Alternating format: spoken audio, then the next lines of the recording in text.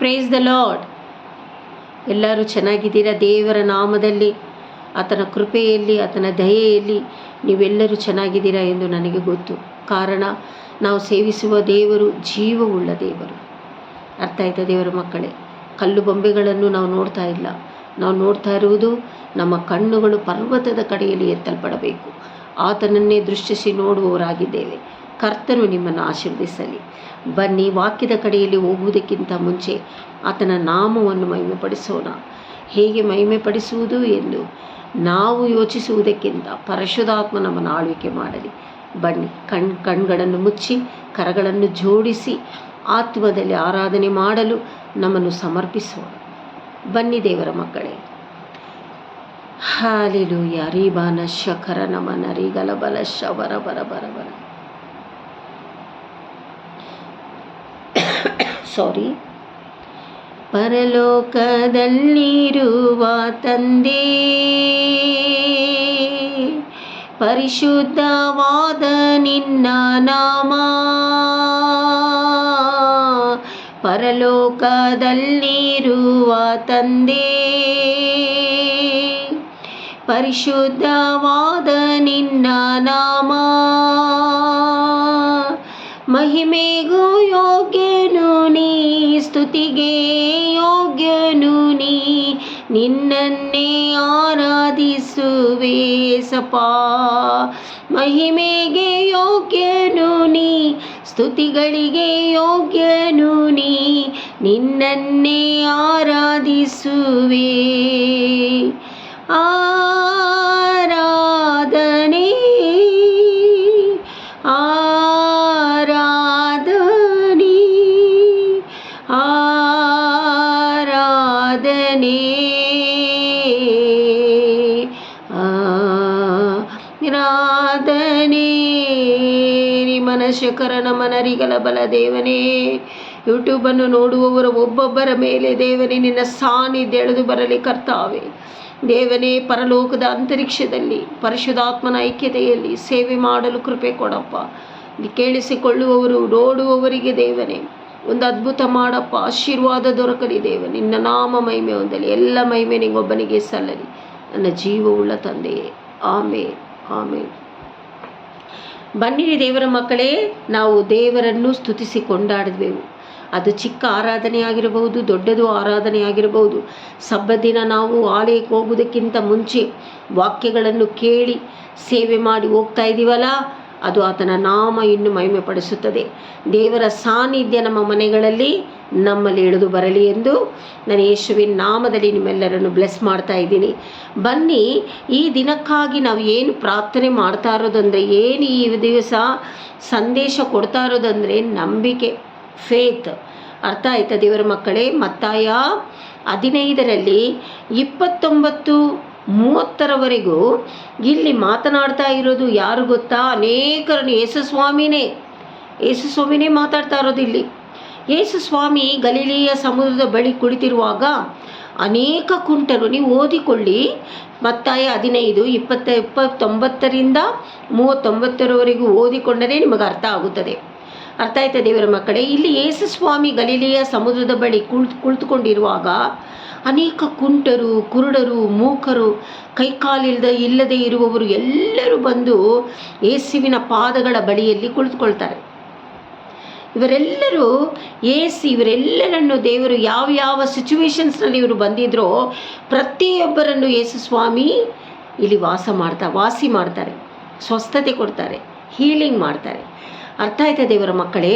ಹಾಗಾದರೆ ಅನೇಕರು ಕುಂಟರು, ಕುರುಡರು, ಮೂಕರು, ಕೈಕಾಲಿಲ್ಲದವರು, ಕಣ್ಣು ಕಾಣದೇ ಇದ್ದವರು ಪ್ರತಿಯೊಬ್ಬರು ಬಂದು ಅಲ್ಲಿ ಕುಳಿತುಕೊಂಡಿರುವಾಗ ಆತನ ಬೋಧನೆಯನ್ನು ಕೇಳುವಾಗ, ಶ್ರದ್ಧೆಯಿಂದ ಬೋಧನೆಯನ್ನು ಕೇಳುವಾಗ ಅವರಿಗೇನಾಗುತ್ತದೆ? ಸ್ವಸ್ಥತೆ ಇಳಿದು ಬರುತ್ತದೆ. ಯೇಸು ಸ್ವಾಮಿಯ ಮೂಲಕವಾಗಿ ಅವರಿಗೆ ಸ್ವಸ್ಥತೆ ಸಿಗುತ್ತದೆ. ಯೇಸುವಿನ ನಾಮ ಮಹತ್ವ ಪಡಲಿ. ಇದರಲ್ಲಿ ನಾವು ಏನು ಅರ್ಥ ಮಾಡಿಕೊಂಡ್ವಿ? ಅನೇಕ ಉಪದ್ರವಗಳು, ಅನೇಕ ವಿಷಯಗಳು, ಆರೋಗ್ಯದ ವಿಷಯಗಳು, ಸಾಲದ ವಿಷಯಗಳು, ಇಲ್ಲ ಆಫೀಸ್ನಲ್ಲಿರುವ ವಿಷಯಗಳು, ಕುಟುಂಬದಲ್ಲಿರುವ ವಿಷಯಗಳು, ತಂದೆ ತಾಯಿಯನ್ನು ಬೇರ್ಪಡಿಸಿ ಒಬ್ಬರೇ ಒಂಟಿಯಾಗಿ ಬಾಳ್ತಾ ಇರುವ ವಿಷಯಗಳು, ತಂದೆ ತಾಯಿ ನನ್ನ ಮಕ್ಕಳೆಲ್ಲ ನನ್ನನ್ನು ತೊರೆದು ಬಿಟ್ಟರೆ ಅನ್ನುವ ವಿಷಯಗಳು, ಎಲ್ಲವೂ ದೇವರಿಗೆ ಗೊತ್ತಿದೆ. ಅರ್ಥ ಆಯ್ತಾ ದೇವರ ಮಕ್ಕಳೇ? ಹಾಗಾದರೆ ವಾಕ್ಯಗಳ ಕಡೆಯಲ್ಲಿ ನೀವು ಬೇರೂರಿ ನಿಮ್ಮನ್ನು ಒಪ್ಪಿಸಿಕೊಟ್ರೆ, ಯಾವ ರೀತಿಯಲ್ಲಿ ಕುಂಟರು, ಕುರುಡರು, ಮೂಕರು, ಕೈಕಾಲಿಲ್ಲದವರು, ಕುರುಡರು, ಕಣ್ಣು ಪ್ರತಿಯೊಬ್ಬರು ಯಾವ ರೀತಿ ಹೀಲಿಂಗ್ ಒದ್ದಿಕೊಂಡರೋ, ನಿಮ್ಮ ಅವಸ್ಥೆಗಳಿಗೂ ದೇವರು ಬಿಡುಗಡೆ ಕೊಡಲು ಶಕ್ತನಾಗಿದ್ದಾರೆ. ನಂಬುವವರು ನಂಬಿಕೆಯಿಂದ ಈ ವಾಕ್ಯಗಳನ್ನು ರಿಸೀವ್ ಮಾಡಿ ಓದ್ಕೊಳ್ಬೇಕು. ರಿಸೀವ್ ಮಾಡಿಕೊಂಡು ನಂಬಿ ಕರ್ತನಿಗೆ ನಾಮ ಮಹಿಮೆ ಪಡಿಸ್ರಿ. ಖಂಡಿತವಾಗಲೂ ನಿಮ್ಮ ಸಿಚುವೇಶನ್ಸ್ಗಳೆಲ್ಲ ಮಾರ್ಪಡಲು ಸಾಧ್ಯ. ನಂಬುತ್ತೀರಾ? ಹಲ್ಲೆಲೂಯಾ. ನಂಬುವವರೆಲ್ಲ ಕರಗಳನ್ನೆತ್ತಿ ಆತನಿಗೆ ಹಲ್ಲೆಲೂಯಾ ಅಂತ ಹೇಳಬೇಕು. ಅರ್ಥ ಆಯ್ತಾ ದೇವರ ಮಕ್ಕಳೇ? ಹಾಗಾದರೆ ಇಲ್ಲಿ ಎಷ್ಟು ಜನ ಬಂದಿರ್ಬೋದು ದೇವರ ಮಕ್ಕಳೇ? 4,000 ಜನರು ಬಂದು ಕುಳಿತುಕೊಳ್ತಾರೆ. ಅರ್ಥ ಆಯ್ತಾ? ದೇವರು ಯೇಸು ಸ್ವಾಮಿ ಅವ್ರನ್ನೆಲ್ಲ ನೋಡಿದ್ರು. ನೀವು ವಾಕ್ಯಗಳನ್ನು ಕೇಳುವಾಗ ಯೇಸು ಸ್ವಾಮಿ ನಿಮ್ಮನ್ನು ನೋಡ್ತಾ ಇರ್ತಾರೆ, ನನ್ನನ್ನು ನೋಡ್ತಾ ಇರ್ತಾರೆ. ಅರ್ಥ ಆಯ್ತಾ? ನನ್ನ ಕುಟುಂಬವನ್ನು ಸಹ ನೋಡ್ತಾ ಇರ್ತಾರೆ. ಹಾಗಾದರೆ ದೇವ್ರು ನೋಡಿದ್ರು. ನೋಡಿ, ದೇವರು ಎಷ್ಟು ಒಳ್ಳೆಯವರು ಯೇಸು ಸ್ವಾಮಿ. ಅಯ್ಯೋ, ನನ್ನ ಜನಗಳು ನನ್ನ ಬೋಧನೆ ಕೇಳಿಕೊಂಡು ಎಷ್ಟೋ ಕುಳಿತುಕೊಂಡಿದ್ದಾರೆ. ಯಾರ್ಯಾರು ವಚನವನ್ನು ಕೇಳೋದಕ್ಕೆ ನಿಮ್ಮ ಆತ್ಮ ಪ್ರಾಣ ಶರೀರವನ್ನು ಒಪ್ಪಿಸಿಕೊಟ್ಟು ಕುಳಿತುಕೊಂಡಿದ್ದೀರಾ? ವ್ಯರ್ಥವಾಗೋಲ್ಲ ದೇವರ ಮಕ್ಕಳೇ, ಯಾವತ್ತೂ ವ್ಯರ್ಥವಾಗಲ್ಲ. ನೀವು ಕೊಡುವ ಸಮಯ ದೇವರು ನಿಮಗೆ ಆಶೀರ್ವದಿಸಲು ಶಕ್ತನಾಗಿದ್ದಾನೆ. ಅರ್ಥ ಆಯ್ತಾ? ಹಾಗಾದರೆ ದೇವರು ಎಲ್ಲರನ್ನು ಕಾಣುವವರಾಗಿದ್ದಾರೆ. ತನ್ನ ಶಿಷ್ಯರುಗಳನ್ನು ಕರ್ಕೊಂಡು ಬಂದು ಕರೆದು, ನನ್ನನ್ನು ಇವರು ನೋಡಿದರೆ ಇವರಿಗೆ ನನಗೆ ದುಃಖ ಬರ್ತಾ ಇದೆ, ಇವರೆಲ್ಲರಿಗೂ ಆಹಾರ ಕೊಡಬೇಕು ಅಂತ ನನಗೆ ಆಸೆ ಇದೆ ಅಂತ ಹೇಳುವಾಗ ಶಿಷ್ಯರು ಹೇಳ್ತಾ ಇದ್ದಾರೆ, ಇಷ್ಟು ಜನರಿಗೆ ನಾವು ಎಲ್ಲಿಂದ ತೊಗೊಂಡು ಬರೋಣ ದೇವರು ಯೇಸು ಸ್ವಾಮಿ, ನೀವೇ ಹೇಳಿ ಅಂತ ಕೇಳುವಾಗ, ನಿಮ್ಮ ಹತ್ರ ಏನಿದೆ? ಸಣ್ಣ ಮೀನುಗಳು 7 ರೊಟ್ಟಿ ಇದೆ ಯೇಸು ಸ್ವಾಮಿ ಅಂತ ಹೇಳ್ತಾರೆ ಶಿಷ್ಯರುಗಳು. ತೊಗೊಂಡು ಬನ್ನಿ ಅಂತ ಹೇಳ್ಬಿಟ್ಟು ಆ 7 ರೊಟ್ಟಿ ಸಣ್ಣ ಮೀನುಗಳನ್ನೆಲ್ಲ ಪರಲೋಕದ ಕಡೆಯಲ್ಲಿ ಎತ್ತು ಸ್ತೋತ್ರ ಮಾಡಿ ಅದನ್ನು ಹೋಗಿ ಹಂಚಿರಿ ಅಂತ ಕೊಡ್ತಾರೆ ಯೇಸು ಸ್ವಾಮಿ. ಹಾಗಾದರೆ ನಮ್ಮ ಧ್ಯಾನ ಎಲ್ಲಿರಬೇಕು ದೇವರ ಮಕ್ಕಳೇ? ಅರ್ಥ ಮಾಡಿಕೊಳ್ಳಬೇಕು. ವಾಕ್ಯದ ಪ್ರಕಾರವಾಗಿ ನಾವು ಯಾವಾಗಲೂ ಪರಲೋಕದ ಕಡೆಯೇ ದೃಷ್ಟಿಸಿ ನೋಡಬೇಕು. ಮನುಷ್ಯರು ಸಹಾಯ ಮಾಡ್ತಾರೆ ಅಂತ ದೃಷ್ಟಿಸಿ ನೋಡಬಾರ್ದು. ಮನುಷ್ಯರು ಸಹಾಯ ಮಾಡೋದುಂಟು, ಅದು ದೇವರ ಕೃಪೆಯಿಂದ. ಅದು ಎಷ್ಟು ದಿವಸ? ಸ್ವಲ್ಪ ದಿವಸನೇ. ಆದರೆ ದೇವರು ಕೊಡುವ ಆಶೀರ್ವಾದ ನಿರಂತರ ದೇವರ ಮಕ್ಕಳೇ. ಅರ್ಥ ಆಯ್ತಾ? ಹಾಗಾದರೆ ಇವ್ರೇನು ಮಾಡಿದ್ರು? 7 ರೊಟ್ಟಿಗಳನ್ನು ಸಣ್ಣ ಮೀನುಗಳನ್ನು ಎಲ್ಲರಿಗೂ ಹಂಚಿ ಕೊಡುವಾಗ ಆ ಪುಟ್ಟಿಗಳು ತುಂಬ್ತಾನೇ ಇತ್ತಂತೆ. ತುಂಬಿ ಆ ಸಣ್ಣ ಮೀನುಗಳು 7 ರೊಟ್ಟಿಗಳನ್ನು ಎಲ್ಲರಿಗೂ ಹಂಚಿಕೊಡುವಾಗ 4,000 ಜನರು ಸಂತೋಷದಿಂದ ತೆಗೆದುಕೊಂಡು ತಿಂದು ಇನ್ನು ಮಿಕ್ಕ ರೊಟ್ಟಿಗಳನ್ನು ತುಂಬಿಸಿಡ್ತಾರೆ. ಎಷ್ಟು 7 ರೊಟ್ಟಿ ಸಣ್ಣ ಮೀನುಗಳು ತಾನೇ ಪ್ರಾರ್ಥನೆ ಮಾಡಿಕೊಟ್ರು. ಆಗ ಪರಲೋಕ ತಂದೆಗೆ ಎಲ್ಲ ಮಾಡಲು ಶಕ್ತನಾಗಿದ್ದಾರೆ. ಅರ್ಥ ಆಯ್ತಾ? ನಮ್ಮಪ್ಪ ಸುಮ್ಮನೆ ಇಲ್ಲ, ತನ್ನ ಮಗನನ್ನು ಕಳಿಸಿಕೊಟ್ಟು ಸುಮ್ಮನೆ ಕುಳಿತಿಲ್ಲ, ಎಲ್ಲವನ್ನು ಗಮನಿಸುವ ದೇವರಾಗಿದ್ದಾರೆ. ಅರ್ಥ ಆಯ್ತಾ ದೇವರ ಮಕ್ಕಳೇ? ಹಾಗಾದರೆ ಹೋಗಿದ ಸ್ಥಳವೆಲ್ಲ ದೇವರು ಎಲ್ಲೆಲ್ಲಿ ಹೋಗ್ತಾ ಇದ್ದಾರೋ ಅಲ್ಲೆಲ್ಲ ಜನಗಳು ಬಂದು ಕುಳಿತುಕೊಳ್ತಾರೆ. ಹಾಗಾದರೆ ಮಾರ್ಕ 8 ದೇವರ ಮಕ್ಕಳೇ ಬರ್ಕೊಳ್ಳಿ. ಮಾರ್ಕ್ 8 1ರಿಂದ 10ರಲ್ಲಿ ಇಲ್ಲಿನೂ ಸಹ ಅದೇ ರೀತಿಯಲ್ಲೇ ದೇವರು ಪೋಷಿಸ್ತಾ ಇದ್ದಾರೆ. ಎಲ್ಲ ಜನರು ಓಡಿ ಗುಂಪಾಗಿ ಓಡಿ ಬಂದು, ಅಲ್ಲಿನೂ 4,000 ಜನರೇ. ಅರ್ಥ ಆಯ್ತಾ? ಬಂದು ಕುಳಿತುಕೊಳ್ತಾರೆ ಬೋಧನೆ ಕೇಳೋದಕ್ಕೆ ಯೇಸು ಸ್ವಾಮಿ ಹತ್ರ. ಹಾಗಾದರೆ ದೇವರ ಮಕ್ಕಳೇ, ಅಲ್ಲಿಯೂ ಸಹ ದೇವರು ರೊಟ್ಟಿಗಳನ್ನು ಮೀನುಗಳನ್ನು ಪರಲೋಕದ ಕಡೆಯಲ್ಲಿ ಕಣ್ಗಳನ್ನೆತ್ತಿ ಪ್ರಾರ್ಥನೆ ಮಾಡಿ ಎಲ್ಲರಿಗೂ ಹಂಚಿಕೊಡ್ರಿ ಅಂತ ಶಿಷ್ಯರ ಕರದಲ್ಲಿ ಕೊಡ್ತಾರೆ. ಅಲ್ಲಿಯೂ ಸಹ ಕೊಟ್ಟು ಮಿಕ್ಕ ರೊಟ್ಟಿ ತುಂಡುಗಳನ್ನು ಎಲ್ಲ ವಾಪಸ್ಸು ಗೂಡೆಗಳಲ್ಲಿ ತುಂಬಿಸಿ ಇಡ್ತಾರೆ. ಅರ್ಥ ಆಯ್ತಾ ದೇವರ ಮಕ್ಕಳೇ? ಇದನ್ನು ನೀವು ತಿಳ್ಕೊಳ್ಬೇಕು. ದೇವರು ಅದ್ಭುತ ಮಾಡುವ ದೇವರು. ನೀವಿವಾಗ ಕೇಳೋದು ಸಿಸ್ಟ್ರಿ ಹೇಳೋದಲ್ಲ, ನಾನು ಹೇಳೋದಲ್ಲ. ಜೀವವುಳ್ಳ ವಾಕ್ಯವನ್ನು ನೀವು ನಂಬಬೇಕು. ನನ್ನನ್ನು ನೋಡಬೇಡ್ರಿ, ಜೀವವುಳ್ಳ ವಾಕ್ಯವನ್ನು ನೀವು ನಂಬಬೇಕು. ಅಯ್ಯೋ, ದೇವರು ಇಷ್ಟೆಲ್ಲ ಮಾಡ್ತಾ ಇದ್ದಾರಲ್ಲ, ನನಗೂ ಒಳ್ಳೇದು ಮಾಡ್ತಾರೆ ಅಂತ ಕಾಯಿರಿ. ದೇವರ ಸಮಯ ಬರುವಾಗ ಎಲ್ಲವೂ ನೆರವೇರಿಸಿಕೊಡಲು ಶಕ್ತನಾಗಿದ್ದಾನೆ ದೇವರು. ಖಂಡಿತವಾಗಲೂ ಈ ವಾಕ್ಯದಲ್ಲಿ ಬರೆದಿರುವುದೆಲ್ಲ ಖಂಡಿತವಾಗಲೂ ನೆರವೇರ್ತದೆ ದೇವರ ಮಕ್ಕಳೇ.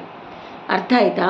ಹಾಗಾದರೆ ನಡೆದು ಹೋದ ದಾರಿಯಲ್ಲೆಲ್ಲ ಅದ್ಭುತಗಳು. ಯೇಸು ಸ್ವಾಮಿ ಎಲ್ಲೆಲ್ಲಿ ನಡ್ಕೊಂಡು ಹೋಗ್ತಾರೆ ಅಲ್ಲೆಲ್ಲ ಅದ್ಭುತಗಳು, ಸೌಖ್ಯಗಳು ನಡೆಸ್ತಾ ಇರ್ತಾರೆ. ಹಾಗಾದರೆ ನೀವು ವಾಕ್ಯವನ್ನು ನಂಬಿ ವಾಕ್ಯಗಳನ್ನು ಮಾತನಾಡುತ್ತಾ ಆತ್ಮದಲ್ಲಿಟ್ಟುಕೊಂಡು ಮನಸ್ಸಿನಲ್ಲಿ ಇಟ್ಟುಕೊಂಡು ನೀವು ವಾಕ್ಯಗಳನ್ನು ಮಾತಾಡ್ತಾ ಹೋಗ್ತಾ ಇದ್ದರೆ ನಿಮಗೆ ಸೌಖ್ಯ ಸಿಕ್ಕೋದಿಲ್ವೇ? ಸೌಖ್ಯ ಸಿಕ್ಕುತ್ತದೆ, ಅದ್ಭುತಗಳು ನಡೆಯುತ್ತದೆ, ನಿಮ್ಮ ವಿಷಯಗಳಿಗೆ ಬಿಡುಗಡೆ, ನಿಮ್ಮ ಅವಶ್ಯಕತೆಗಳು ಎಲ್ಲವನ್ನು. ಐಶಾಯ 41 ಓದಿಕೊಳ್ಳಿ. ನಿಮಗೆ ಬಲ ಇಲ್ವಾ? ಬಲ ಬೇಕಂದರೆ ಐಶಾಯ 40:31 ಓದಿಕೊಳ್ಳಿ, ಬರ್ಕೊಳ್ಳಿ. 40:31 ನಿಮಗೆ ಬಲ ಬೇಕಂದರೆ, 41:10 ದೇವರ ಸಹಾಯ ಬಲದ ಕೈ, ಧರ್ಮದ ಬಲಗೈಯನ್ನು ನೀಟಿ ನಿಮಗೆ ಆಶೀರ್ವದಿಸಿ ಪೋಷಿಸುವ ವಾಕ್ಯ. ಇದನ್ನೆಲ್ಲ ಬರೆದಿಟ್ಕೊಂಡು ನೀವು ಧ್ಯಾನ ಮಾಡಬೇಕು, ಕೇಳಬೇಕು. ಅಪ್ಪ, ನನ್ನ ತಂದೆ ನೀನೇ, ನನ್ನ ದೇವರು ನೀನೇ, ನನಗೆಲ್ಲವನ್ನು ಕೊಡಲು ನೀನು ಶಕ್ತನಾಗಿದ್ದೀಯ ದೇವರೇ ಅಂತ ನೀವು ಕೇಳಬೇಕು. ಹಾಗಾದರೆ ಈ ಕೊನೆ ಕಾಲದಲ್ಲಿ ಇದೆಲ್ಲ ನಡೀತದೆ ದೇವರ ಮಕ್ಕಳೇ. ನಮ್ಮ ಸಭೆಗಳಲ್ಲಿ ಇದು ನಡಿಬೇಕು. ಸೌಖ್ಯ ಮಾಡೋದು, ಅದ್ಭುತ ಮಾಡೋದು, ಕಣ್ಣಿಲ್ಲದವರಿಗೆ ಕಣ್ಣು ಬರುವುದಕ್ಕೆ, ಕುಂಟರು ಕಾವು ನಡೆಯಬೇಕು, ಕುಷ್ಠರೋಗಿಗಳು ಸೌಖ್ಯ ಹೊಂದಬೇಕು, ಸಕಲವನ್ನು ಎಲ್ಲವನ್ನು ನೆರವೇರಿಸಿಕೊಡುವ ಶಕ್ತನಾಗಿದ್ದಾನೆ ನಮ್ಮ ಸಭೆಗಳಲ್ಲಿ. ಇದು ಕೊನೆ ಕಾಲದಲ್ಲಿ ನಡಿಬೇಕು. ಯಾರ್ಯಾರು ಸಭೆಗಳಿಗೆ ಹೋಗ್ದಿರಾ ಇದ್ದೀರಾ, ಮನೆಯಲ್ಲಿ ನೋಡ್ಕೊಂಡಿದ್ರೆ ಸಾಕು ಅಂತ ಹೇಳಿದ್ರು ಓಡ್ರಿ. ಸಬ್ಬ ದಿನ ಬಿಡಬಾರ್ದು. ಸಬ್ಬ ದಿನ ಬರುವುದಕ್ಕಿಂತ ಮುಂಚೆನೇ ದೇವರಲ್ಲಿ ನೀವು ಮೊರೆ ಇಡಬೇಕು, ಪರಿಶುದ್ಧಾತ್ಮನ ಹತ್ರ ಕೇಳಬೇಕು. ಪರಿಶುದ್ಧಾತ್ಮನೇ, ನನಗೆ ಅವಶ್ಯಕತೆಗಳು, ಹಣದ ಅವಶ್ಯಕತೆಗಳಿದೆಯಲ್ಲ, ಇದಿಲ್ಲದೆ ಇದ್ದರೆ ನಾನು ಹೇಗೆ ಆಲಯಕ್ಕೆ ಹೋಗೋದು? ಇಲ್ಲದೆ ಇರುವವರಿಗಾಗಿ ಹೇಳ್ತಾ ಇದ್ದೀನಿ. ಇರುವವರು ಮನಸ್ಸು ಕೊಡ್ರಿ, ಮನಸ್ಸು ಬಿಚ್ಚಿಡ್ರಿ, ಆತ್ಮಗಳನ್ನು ಬಿಚ್ಚಿಡ್ರಿ. ಅರ್ಥ ಆಯ್ತಾ? ಹೋಗೋದಕ್ಕೆ ದೇವ್ರಿಗೆ ಕೇಳ್ರಿ, ನಾನು ಓಡೋಗಬೇಕು ದೇವರೇ, ನೀನು ಮಾಡಿರೋ ಉಪಕಾರಗಳು ನೆನಪು ಮಾಡಿಕೊಂಡು ನಿನ್ನನ್ನು ಸ್ತುತಿಸಿ ಕೊಂಡಾಡಬೇಕು ದೇವರೇ ಅಂತ ನೀವು ಕೇಳಿದರೆ ಪರಿಶುದ್ಧಾತ್ಮನು ಖಂಡಿತವಾಗಲೂ ನಡೆಸಲು ಶಕ್ತನಾಗಿದ್ದಾನೆ. ಕೊನೆಯದಾಗಿ ಇಲ್ಲಿ ನೋಡಿ, ಕೀರ್ತನೆ 41 ಅಷ್ಟೇ. ದಾವೀದನು ನನಗೆ ಸ್ವಸ್ಥತೆ ಮಾಡು, ನನಗೆ ಸೌಖ್ಯ ಕೊಡು, ನಾನು ಬಲಹೀನತನಾಗಿದ್ದೇನೆ, ನನಗೆ ಕೊಡು ಅಂತ ಹೇಳುವಾಗ ದೇವರು ದಾವೀದನಿಗೂ ಸ್ವಸ್ಥತೆ ಕೊಟ್ಟು ಆಶೀರ್ವದಿಸಿದರು. ಅರ್ಥ ಆಯ್ತಾ ದೇವರ ಮಕ್ಕಳೇ? ನಿಮ್ಮ ಹೃದಯ ಹೇಗಿದೆ ಅಂತ ಪರಿಶೋಧನೆ ಮಾಡುವ ದೇವರು. ಹೃದಯ, ಮನಸ್ಸು, ಕಣ್ಣುಗಳು, ಕಿವಿಗಳು, ದೇವರು ಸೃಷ್ಟಿ ಮಾಡಿದ ಎಲ್ಲ ಅಂಗಗಳು ಸುಮ್ಮನೆ ಅಲ್ಲ. ಪ್ರತಿಯೊಂದನ್ನು ದೇವರು ಪರೀಕ್ಷೆ ಮಾಡುವವರಾಗಿದ್ದಾರೆ. ಅರ್ಥ ಆಯ್ತಾ ದೇವರ ಮಕ್ಕಳೇ? ಎಲ್ಲ ಅಂಗಗಳಿಗೂ ನೀವು ದೇವರ ಹತ್ರ ಕೇಳಬೇಕು, ಕರೆಕ್ಟಾಗಿದೆಯಾ ದೇವರೇ? ಕರೆಕ್ಟಾಗಿಲ್ಲ, ಶುದ್ಧೀಕರಿಸು, ನಮ್ಮನ್ನು ಬಲಪಡಿಸು, ನಮಗೆ ಶಕ್ತಿ ಕೊಡು, ನಾವು ಪರಿಶುದ್ಧತೆಯಾಗಿ ನಡೆಯೋದಕ್ಕೆ ನಮ್ಮನ್ನು ಕೈ ಹಿಡಿದು ನಡೆಸು ಅಂತ ನೀವು ಕೇಳಬೇಕು ದೇವರ ಮಕ್ಕಳೇ. ಅರ್ಥ ಆಯ್ತಾ? ಯಾವುದರಿಂದ?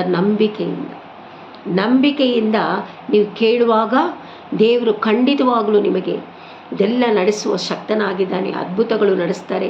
ಉದ್ಯೋಗ ಸ್ಥಳದಲ್ಲಿ, ಕುಟುಂಬದಲ್ಲಿ. ನೀವು ಒಂಟಿಯಾಗಿದ್ದೀರಾ? ಬೇಡ, ಭಯನೇ ಪಡಬೇಡ್ರಿ. ಒಂಟಿಯಲ್ಲ, ದೇವರು ನಮ್ಮ ಜೊತೆಯಲ್ಲಿದ್ದಾರೆ. ಅರ್ಥ ಆಯ್ತಾ ದೇವರ ಮಕ್ಕಳೇ? ಒಂಟಿಯಾಗಿರುವವರು ಯಾರು ಯೋಚನೆ ಮಾಡಬಾರದು. ಆದರೆ ನಮ್ಮನ್ನು ಒಂಟಿತನ ಮಾಡಿ ಬೇರ್ಪಡಿಸಿರುವ ನಮ್ಮ ಕುಟುಂಬಗಳನ್ನು ನೀವು ಬ್ಲೆಸ್ ಮಾಡ್ತಾ ಇರಬೇಕು, ದೇವರಿಗೆ ಸ್ತೋತ್ರ ಮಾಡಬೇಕು. ಅರ್ಥ ಆಯ್ತಾ ದೇವರ ಮಕ್ಕಳೇ? ಹಾಗಾದರೆ ದೇವರ ಆಫೀಸ್ಗಳಲ್ಲಿ, ಸ್ಕೂಲ್ಗಳಲ್ಲಿ, ಮನೆಗಳಲ್ಲಿ, ಕುಟುಂಬದ ವ್ಯವಸ್ಥೆಯಲ್ಲಿ, ಸಾಲದ ವ್ಯವಸ್ಥೆಯಲ್ಲಿ, ಅನಾರೋಗ್ಯದ ವಿಷಯದಲ್ಲಿ ಎಲ್ಲವೂ ಅದ್ಭುತ ಮಾಡಲು ಶಕ್ತನಾಗಿದ್ದಾನೆ. ನಂಬಿಕೆಯಿಂದ ಆಮೇನನ್ರಿ, ನಾನು ನಂಬುತ್ತೇನೆ ವಾಕ್ಯಗಳನ್ನು ಕರಗಳನ್ನೆತ್ತಿ ಆಮೇನ್ ಎಂದು ಹೇಳಬೇಕು. ಅರ್ಥ ಆಯ್ತಾ ದೇವರ ಮಕ್ಕಳೇ? ಈ ವಾಕ್ಯಗಳು ನಿಮ್ಮನ್ನು ಬಲಪಡಿಸಲಿ, ಕೈ ಹಿಡಿದು ನಡೆಸಲಿ. ಬನ್ನಿ, ಕೊನೆಯದಾಗಿ ಕರ್ತನ ನಾಮ ಮಹಿಮೆ ಪಡಿಸುತ್ತಾ ನಾವು ನಿಲ್ಲಿಸೋಣ. ಹಲ್ಲೆಲೂಯಾ. ಸಂತೋಷದಿಂದ ಆಲಯಕ್ಕೆ ಹೋಗೋಣ. ಹಲ್ಲೆಲೂಯಾ. ಕಣ್ಗಳನ್ನು ಮುಚ್ಚಿ ಸಂತೋಷದಿಂದ, ಆತ್ಮದಲ್ಲಿ ಸಂತೋಷದಿಂದ ಆತನ ನಾಮವನ್ನು ಮಹಿಮೆ ಪಡಿಸೋಣವೇ? Hallelujah, hallelujah, hallelujah. Thank you Holy Spirit, thank you Holy Spirit, thank you Jesus. Hallelujah, hallelujah, hallelujah. உம்மை விட்ட யாரும் இல்லை ஏசையா, உம்மை விட யாரும் இல்லை ஏசையா. நீங்க போதும் எனக்கு, நீங்க போதும் எனக்கு, நீங்க போதும், நீங்க போதும், நீங்க போதும் எனக்கு. உம்மை விட்ட யாரும் இல்லை ஏசையா, உம்மை விட யாரும் இல்லை ஏசையா. ஆபிரகாமின் தேவனும் நீர்தானையா, ஈசாக்கின் தேவனும் நீர்தானையா, யாக்கோபின் தேவனும் நீர்தானையா, எங்களுடைய தெய்வமும் நீர்தானையா. என்னுடைய உழைப்பை யார் வந்து பறித்து கொண்டாலும் என் தலை நிமர்த்துவது நீதானையா. நீங்க போதும் எனக்கு, நீங்க போதும் எனக்கு, நீங்க போதும், நீங்க போதும், நீங்க போதும் எனக்கு. உம்மை விட்ட யாரும் இல்லை ஏசையா, உம்மை விட ಯಾரும் ಇಲ್ಲ ಏಸಯ್ಯ. ಆಮೆನ್. ದೇವನೇ ಸ್ತೋತ್ರ. ಪ್ರತಿಯೊಬ್ಬರಿಗೂ ನೀನೇ ಅಪ್ಪ, ನೀನೇ ದೇವನೇ ಸಕಲವು ರಾಜ. ರಿಮನ ಶಕರ ನಮನ. ಕರ್ತಾವೇ, ಈ ನೋಡುವವರೆಲ್ಲರನ್ನು ನನ್ನ ಮನಸಾರ ಆಶೀರ್ವದಿಸ್ತಾ ಇದ್ದೀನಿ ತಂದೆ. ನಿನ್ನ ಧರ್ಮದ ಬಲಗೈಯನ್ನು ನೀಟಿ ಕೇಳಿಸಿಕೊಳ್ಳುವವರು ನೋಡುವವರಿಗೆ ಆಶೀರ್ವದಿಸಪ್ಪ. ನನ್ನ ಕುಟುಂಬವನ್ನು ಸಹ ನಿನ್ನ ಕರದಲ್ಲಿ ಒಪ್ಪಿಸ್ತಾ ಇದ್ದೀನಿ.